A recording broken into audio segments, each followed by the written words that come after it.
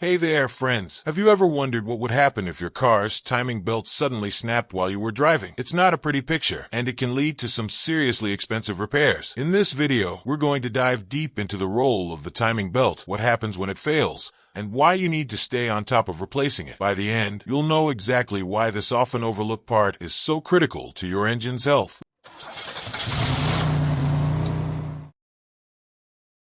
Let's get started. Section 1. The importance of the timing belt. The timing belt is the unsung hero of your car's engine. This tough, toothed rubber belt may not look like much, but it plays a vital role in keeping your pistons and valves moving in perfect sync. You see, the timing belt connects the crankshaft to the camshaft, ensuring everything is perfectly timed as your engine fires on all cylinders. If this belt slips, skips a tooth, or breaks altogether, it can cause some serious damage. Section 2. What happens when the timing belt breaks? Imagine you're cruising down the highway, and suddenly, you hear this loud, metallic snap. That's the sound of your timing belt letting go. In that instant, your engine stops working. Just like that, you've lost all power, and you'll need to pull over quickly before you lose control of the vehicle. But the damage doesn't stop there. With the timing belt broken, your pistons and valves are no longer in sync. They can start colliding with each other, bending or even cracking vital components like the valves, pistons, and cylinder heads. In some cases, the damage can be so severe that you'll need a brand new engine. We're talking repair costs of $3,000 to $7,000 or more. Section 3.